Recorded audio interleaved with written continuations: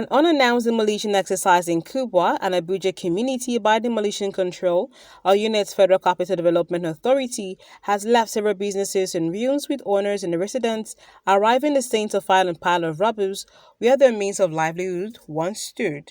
Business owners and residents were left scampering on Thursday when the Demolition Control Unit arrived with trucks and commenced the destruction of properties housing costly goods. Added to the chaos was the arrival of suspected hoodlums who stormed and looted exposed stores of the demolished businesses around Powerline, Omega Street, Arab Road, Kubwa, carting away with goods with the support of dangerous weapons. Guys, stop that generator! Stop it there! Stop it! When Bloomshire TV visited the scene, normalcy had returned while victims count your loss. A major victim of the demolition and subsequent looting, Mr. Oni Shedrack, who owns a garden and bar, said he was away in Kaduna. When he arrived, he received a call that his business was being demolished.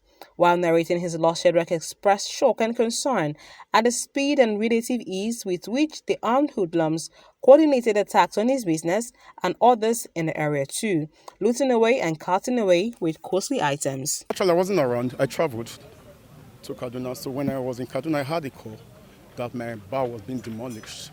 Demolishing the place was not actually my concern, but the rate at which hoodlums came in and looted my properties, that's what actually paid me. Because it's not easy for a young man who is a graduate, no job, but trying to create a job for himself. Then along the line, government comes into play to demolish. I wouldn't really know the reason why they demolish without notification. Now the little things I have worked for, hoodlums came, they stole everything, they looted everything without the help of security to come and help save us from other extents. So like now, I lost freezers, chiller, generators, plasma, many things to measure. Another resident who identified himself as Kenneth Enafioge narrates his ordeal. We just saw that a demolition control, that is FCDA, they were just coming with their trucks unannounced.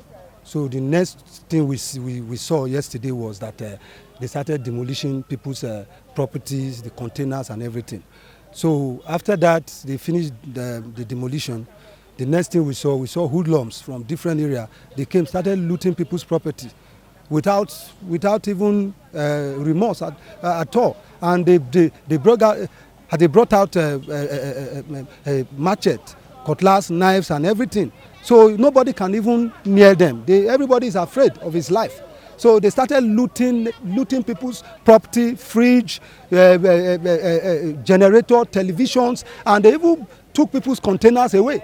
And which those things is a lot of money. And as you can see, if you look at the area now, you see that everybody is not happy. Mrs. Grace Ali was not spared. She was without information. Her properties were demolished and hoodlums attacked and looted her wares. We just sit in the morning, we just saw them demolish our container, both my machine, both my container demolish. Nothing will come out. Babambola come here, pack everything, carry axe, carry many weapons. We no fear escape them. And we dey here, we are crying. That's how the pack things go. But we are crying for Nigeria, may they help us fight this thing because we can't stay here. We are finding our food. We not come here to play. If you work out, they say you don't work out. If they say something, they say we go arrest you. Now we can't sit one place. They still come they do us that country, and we don't happy for this country. May Nigeria help us fight this. We don't tire. Her claims of lack of due notice on the part of the FCDA before the demolition exercise was carried out by George Okoro, whose wife's shop was also demolished.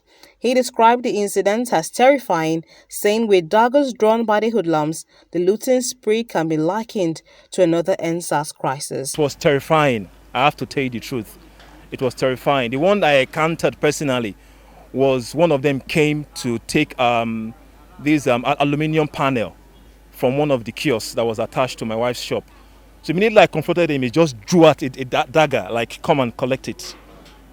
And I have to stay back because what was taken is not worth my life, so I had to let him take it and go away. So it was, honestly, it was terrifying. Terrifying, the looting spree, it was like another NSAS, let me use that word.